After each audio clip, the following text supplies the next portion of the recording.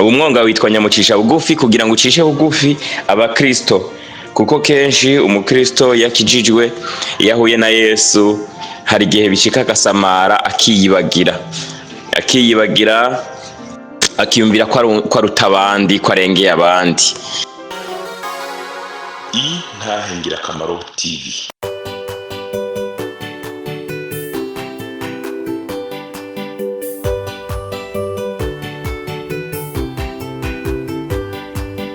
Umwami Yesu arineze niwatanga amajambo, umunyabyaha ngo renguka wumva iby'ubugingo, atugirira ubuntu akatwiyegereza, amajambo meza cyane yo kunera umunezero, niyo meza ndayakunda ntahatanezera. Bakunzi beza b'intahingira akamaro, ndabaramukije kandi n'umutima ubikunze mu izina rya Kristo Yesu Umunyenazareti. Ndi Fabrice mwene so, Fabrice Nifasha, umukozi w'intahingira akamaro. Ndashima Imana ko inyorohereje kugira ngo nkore igice cya 14 cy'igitabo twitiriye mu Kristo kazi. Nkuko mukizi n'igitabo kiri mu Kinyarwanda, twahisemo kukibasomera mu gihe tukiriko turabakorera iki Kirundi. Imana mwijiri idufashe kugira ngo bigende neza, izobikoze cyane. Ndabaramukije nezerewe, ndaramukije abakunzi bacu, bene data bari muri Mozambique, ba Joshua, Imana ibahe umugisha, na bandi bari mu bihugu bitandukanye, n'abane data mu dukurikirana muri mu Burundi, mukomere, Imana ibahezagire. Ndazi ko hari n'abana bato badukurikirana bari mu bihugu bitandukanye n'abari mu Burundi, ndabaramukije. Tugiye gusoma igice ngirakamaro, niyumvira ko nzovugamo byinshi, aho bavuga Mukristo kazi na bagenzi biwe bageze muri wa mwonga nyamucisha bugufi, hamwe Mukristo yahurira na Apoloni bakahagwanira. Namenye ibintu byinshi muri kino gitabo. Namenye neza ko kugira Mukristo burya ahure na Apoloni hariho amakosa Mukristo yakoze. Ubundi ntivyari kugenda kujya ko n'ubundi Bibiliya iravuga ngo wishize hejuru ajocishwa bugufi. Umwonga witwa nyamucisha bugufi kugira ngo ucishe bugufi abakristo, kuko kenshi umukristo yakijijwe yahuye na Yesu hari igihe bishika agasamara akiyibagira akiyumvira ko aruta abandi, ko arengeye abandi. Ivyo birashika. Ndanavyibuka mu gitabo ca mbere c'ingenzi, ahantu umukristo yasanze mwizegwa yamusize umukristo kubera yatebeye mu nzu gahore ariko arigishwa ibintu. Hanyuma se abona umuntu ari imbere yiwe yitwa mwizegwa, aramubwira ati ndindira. Mwizegwa aranka kumurindira ati sinshobora kukurindira kuko ndiko nkiza ubugingo. Hanyuma Mukristo aca arihata ariruka cyane. Ibyo bisobanura ni kwa kundi hari cyane cyane abana b'abakobwa twaro dusenga ni Muramvya, Imana ibahe umugisha, ndabaramukije. Nabo bariyizi, bamwe muri bo biga mu marise. Ndavyibuka baje nko muri vacances, hari gihe bashika bafise akantu no havura nita jaruzi ariko nziza, nugufuha ariko kwiza, muraza kuvyumva.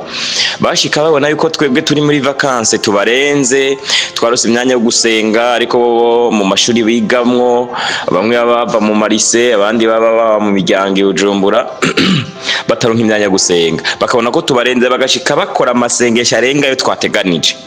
Nimba duteguye amasengesho y'imisinga yabo kaca badutanga bagadutanga kuhinjiramo, cyangwa bagategura yarenzayo, cyangwa niyo bitakunze ukabona ko bafise inyota, bumva ko hari icyo bahomvye, ko niyo misi yose tutabanye. Rero bakihatira kuraba ingene nabo bo kwiratrapa, bakihatira kugira inkomezi, nubwo ntiyaza kutwara batuzibarusha, ariko barabona ko tuzibarusha bakagira bati mweho basha. Ibyo rero birabaho. Umuntu ashobora gukizwa akimara nk'imyaka 2 ugasanga mu by'agakiza arasomba umaze imyaka 10. Ivyo birabaho, biba bivana n'umuvuduko yajanye. Niko rero na mu Kristo yaciye acagira umuvuduko muremure, acariruka cyane, aratinda asiga mwizego. Ibyo rero bisobanurwa n'icyo mpejeje kubabwira, ingene umuntu ashobora kumenyana na Kristo abona ko yatevye. Umuntu akabona ko yacerewe mu kumenya Kristo, akicuza iminsi yatevye mu kaboregwe, akicuza iminsi yatevye mu busambanyi, akicuza iminsi yatevye mu kudasenga, akaca yihata agasenga yo guhera kugira ngo arabe yuko yomera nk'abantuzeye. Rero ntashidikanya abo bantuzeye ariko arihweza, ariko agira ko nk'icitegerezo niyagumuko azobasumbya. Azobasumbya. Hajya ku bantu banyonga ibigenda mu ibarabara, barabizi iyo umuntu uba uri kuramwegera nubwo aba yagusize ukabona utera umwegera, biba bisigura kuri ku muvuduko umusumba. Ugumye kuri uwo muvuduko nawe akaguma kuri wa wundi, birangira umusize. Muvyumve neza, iyo umuntu ntiyakurindiye ariko aragenda umuri inyuma, ukabona uko akanya gahera ugenda umwegera, buryo uri ku muvuduko usumba wiwe. No mu by'agakiza nuko, iyo umuntu utera umwegereza mu by'agakiza, buryo uri ku muvuduko musumba. Rero ibyo bisobanura gute? Hari gihe rero umuntu amaze kubona ashikiriye babandi bakizwa mbere yiwe, babandi basenga mbere yiwe, hari gihe acagira ubwibone, akabona ko ari kibirengeye, akabona ko ari intakogwako. Nibyo byashikiye mu Kristo rero. Amaze gushikira mwizegwa kanamusiga, ngo yaciye igitabo cy'ingenzi bakoresha imvugo ivuga gutega basha. Mengo bavuga ngo yaciye mengo yiyibagira, terme bakoresha izinda yibuka,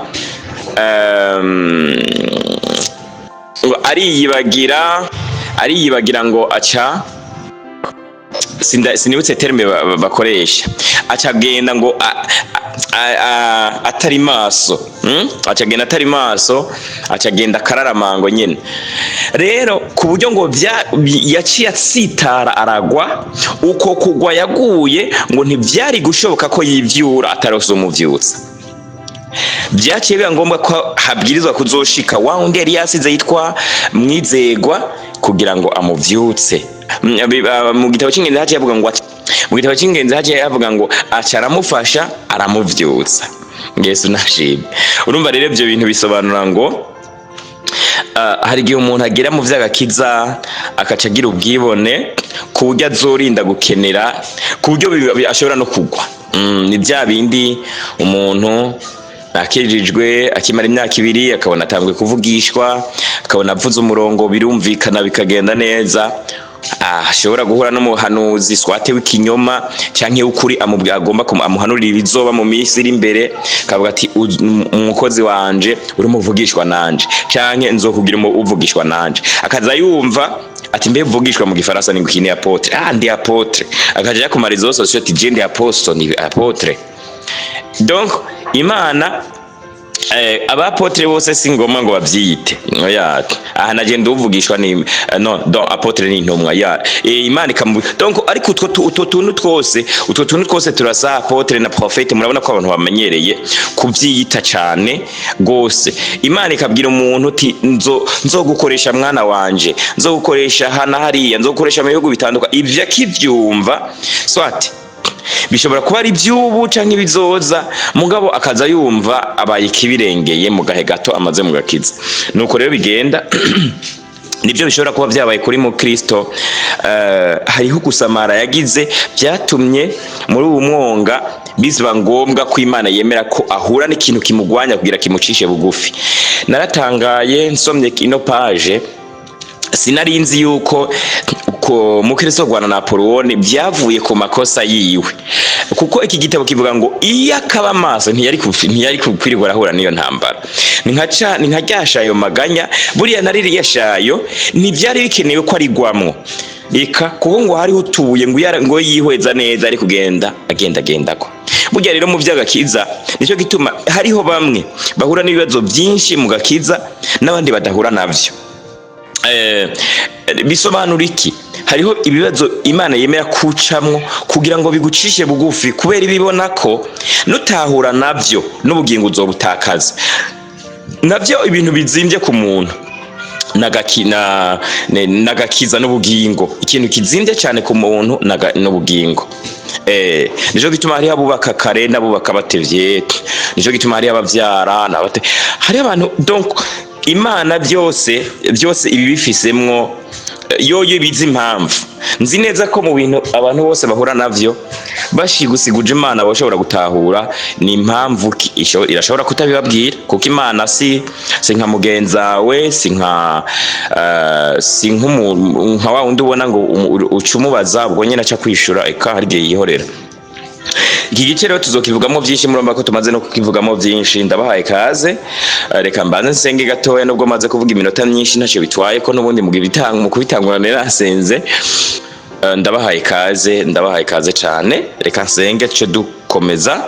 Imana ibahezagire kandi mukomeze kudusengera. Ndanezerwa numvise umuntu atwandikira ngo turabasengera, ibiganiro muturungikira biratugirira akamaro, biranshimisha cyane. Ndabashimiye, reka nsenge gatoya. Mwami Yesu muremyi wanje kandi muremyi watanze intahengira akamaro, ndagushimiye, ndagukengurukiye.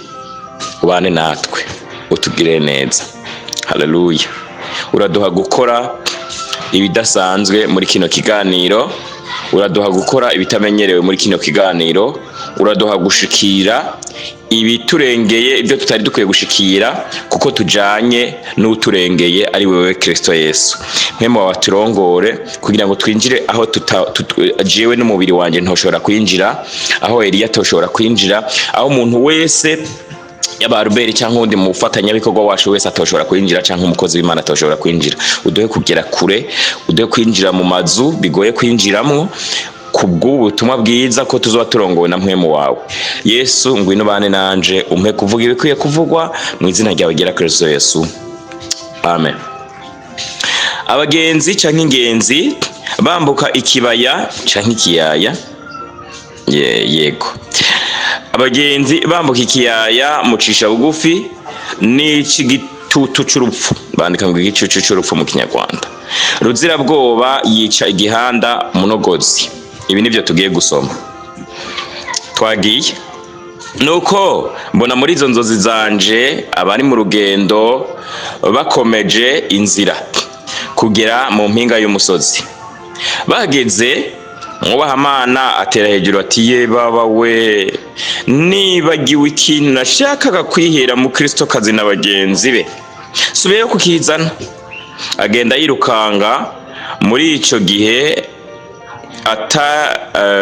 atarahari mu Kristo kazi asa n'uwumvise ijwi ry'indirimbo ngo, koko Mana, ubuntu bwawe nibwo bundagira bukandinda iteka ryose, ijisho ryawe rirankurikira iteka ryose, riranyobora kandi rindinda kugwa mu mutego uwo ari wo wose. Haleluya. Ateze ugutwi neza, yongera gusa n'uwumva irindi risubira riti, kandi Nyagasani, turaje ngo twibere mu gicucu c'ubuntu bwawe budashira, canke mu gitutu. Akira ubugingo bwacu bwose, kuko twipfuza kuburekera mu biganza byawe.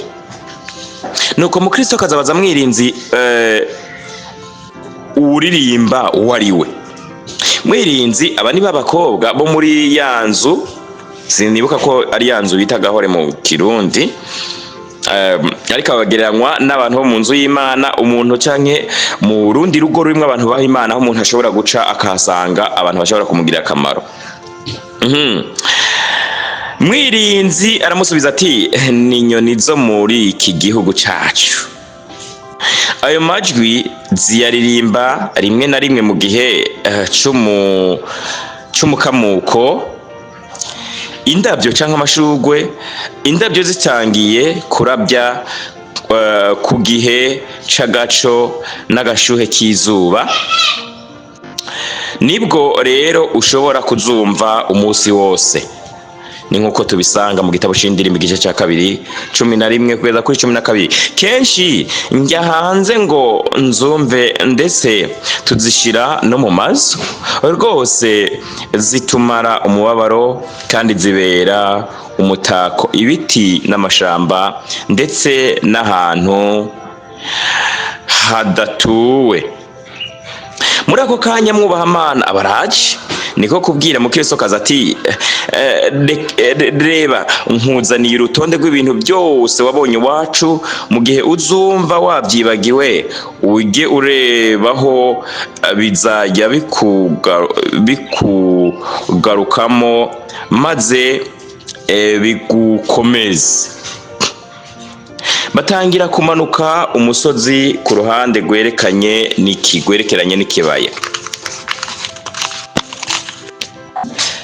n'ikibaya mushisha bugufi.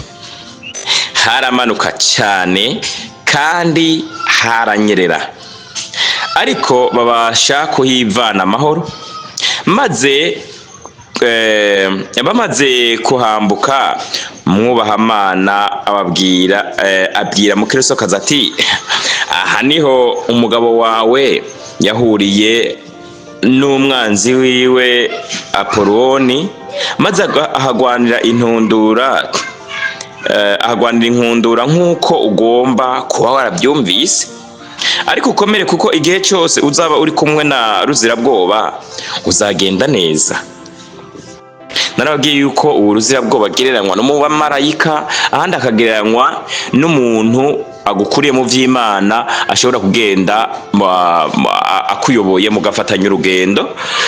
Uwo rero hari ibintu byinshi udahura navyo kubera abagenda kugira inama. Burya byinshi mu bibazo abakristo bahura navyo, byinshi biba biva ku gusamara. Byinshi simbuze vyose biba biva ku gusamara, ibindi bikaba biva ku ishuri Imana igombye kwigisha umuntu. Naryo rero ni bya bindi umuntu ashatse kwita gusamara, kuko nuko Imana ibona yuko ivyo bintu utabyigishijwe. Ubundi ndatanga urugero. Iyo umuntu asenga, Imana irashobora kumuha kuba mu bintu, guca gutahura ibintu cyangwa gushobora ibintu atana hamwe yabyiza, atana wabimwigishije. Ariko iyo Imana ibona yuko ivyo bintu kanaka bitakurimwo kandi igomba kugukoresha igikorwa gisaba yuko ivyo bintu ubizi, ni hamwe rero igucisha ahantu kanaka bisaba ko wiga ico kintu. Ari nabyo rimwe vyitwa umubatizo w'umuriro canke ishuri ry'Imana. Ni ibintu mwene ivyo. Ndakomeza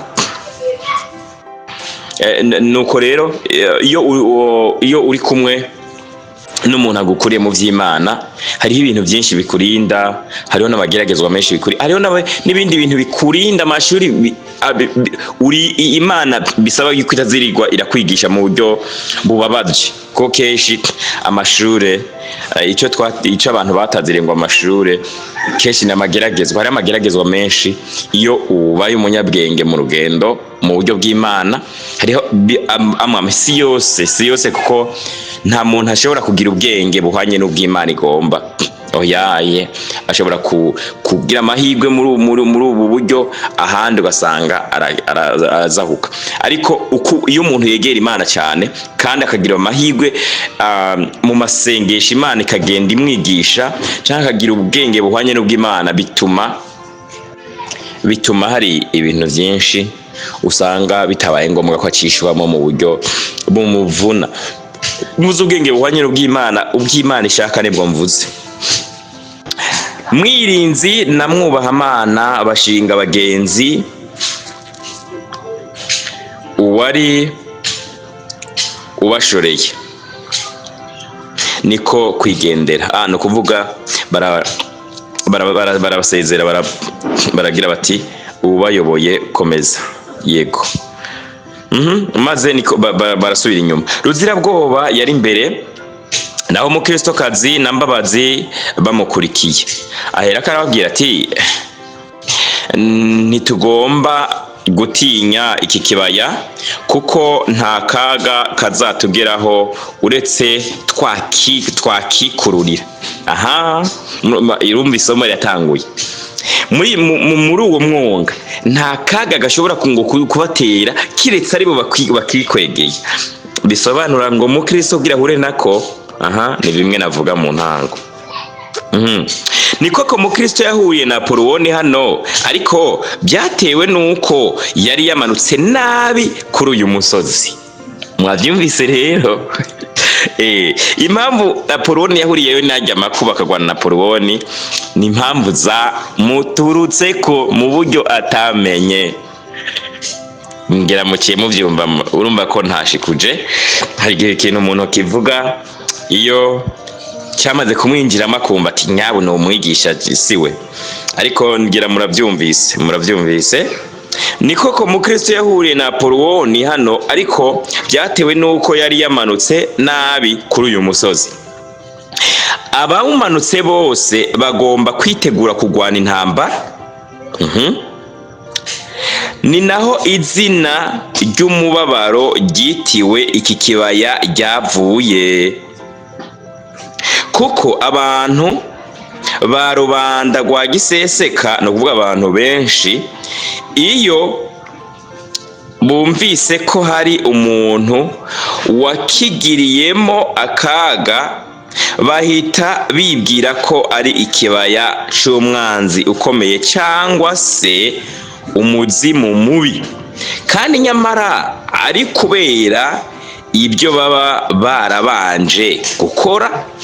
Nabyumvise kugira uhagwane na Apoloni biba bifitaniye isano n'ibintu bakoze mbere cyangwa uburyo witwaye. Mwabyumvise ko mukristo ngo yarakwiye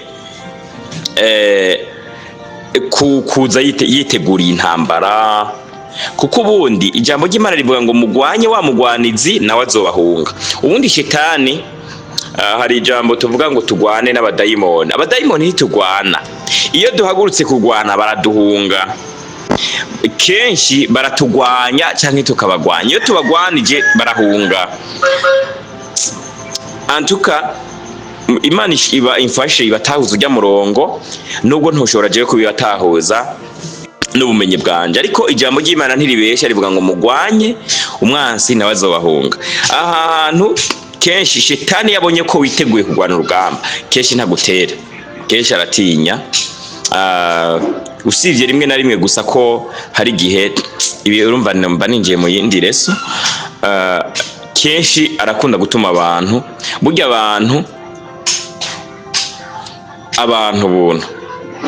abantu barashobora kugerera abadayimoni aho abadayimoni batogera. Nicyo gituma ibindi naza ko maze kubisobanura. Nicyo gituma kenshi shetani yifashisha abantu.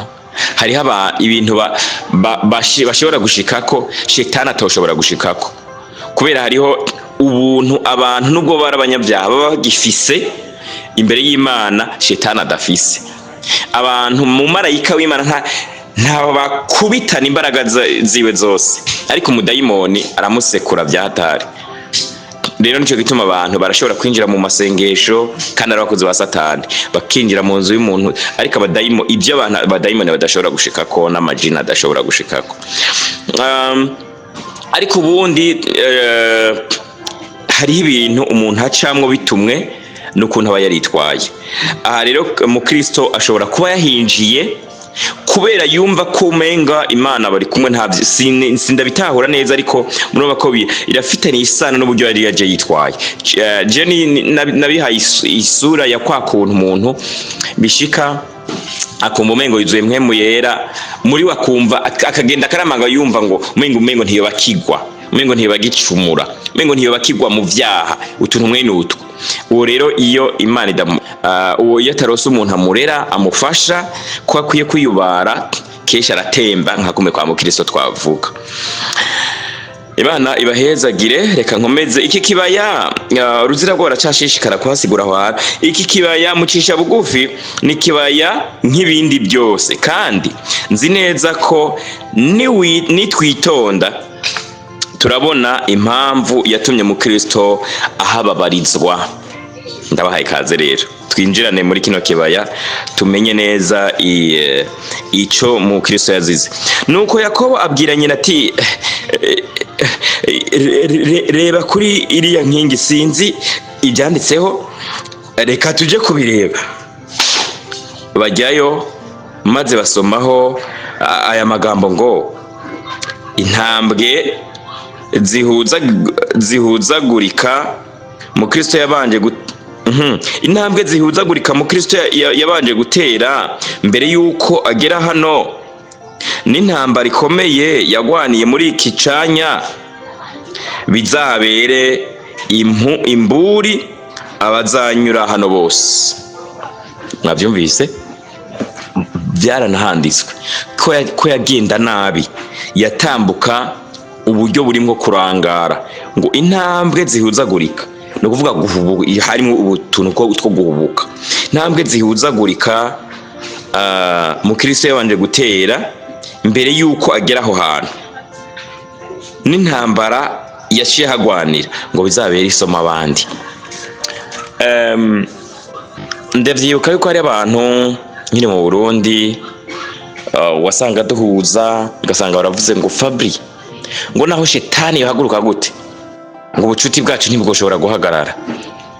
Ubundi ukumva baravuze donc utuntu wumva ko turimo gusamara, utuntu nyene n'utundi tuntu nyene mushobora kuca mu bitahura kuruta uko mbivuga, kuko nzi ko niko mwemwe yarakora, aratahuza ikintu umuntu kirenze ico umwigisha aba yavuze.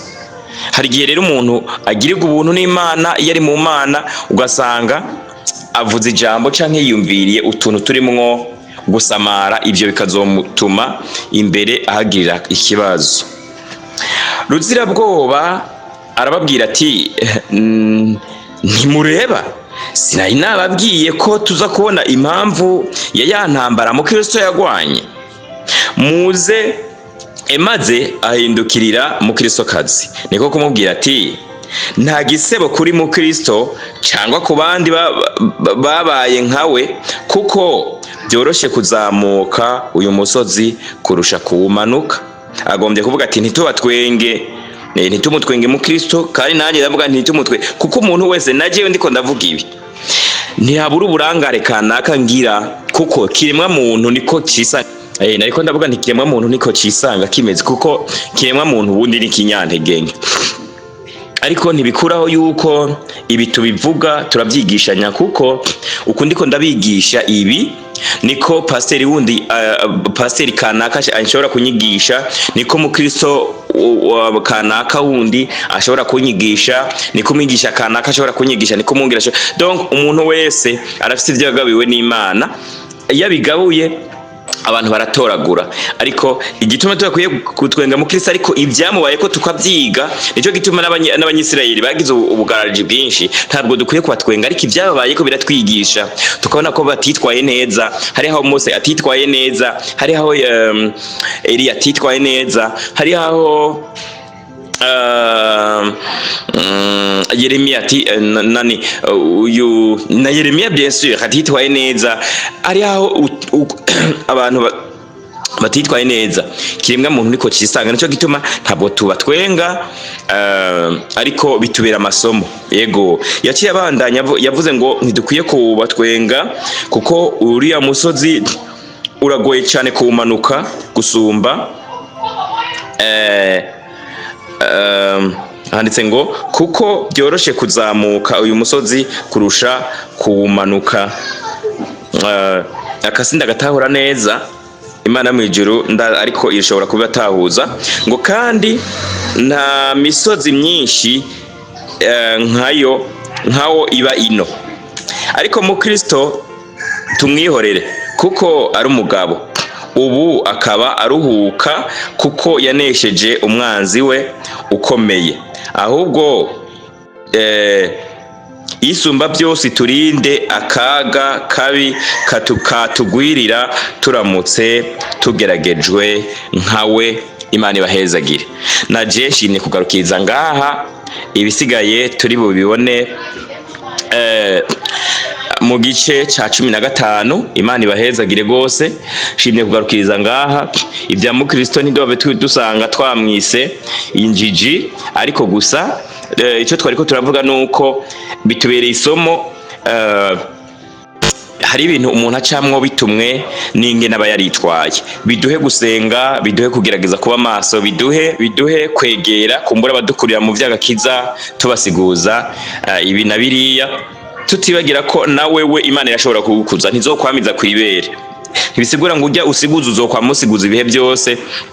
Nabivuze hari n'igihe mbere Imana ikurenza ukagira ahantu mbere ari we asigara gusiguza, ariko icyubahiro cy'Imana kubera bari we yakureze yagukujije kigumaho, ntaburi ibyo guhanura kandi, ariko haratinda hakageraho nawe aguhanuza akakugisha inama muri ibi canke biriya. Niko biba umwana n'ubundi yakuze aragera ahantu asigara agira inama se.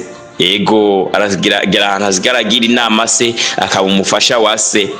Nuko ivyo birabaho pe, ibyo birabaho. Nuko rero Imana ibahezagire. Abo dufasha ntitwifuza kuzokwama tubafasha ibihe byose, ahubwo namwe ni mukure muze mufasha abandi. Imana ibahezagire. Tuzohura mu gice kigira 15. Imana ibaha umugisha. Mwami Yesu ndagushimiye, ndagukengurukiye, ukomeze kubana n'aba bene data badukurikirana, kandi ukomeze kubana natwe mu ntangira kamaro, ukomeze kuduha n'umugisha wo gushikira ibiganiro bigoye gushikira, uduhe kubona gushikira n'abatoroshe gushikirwa, kugira ngo tubone ibiganiro byuzuza umurimo wacu. Tubisabye mu izina ryawe ryera Kristo Yesu, amen.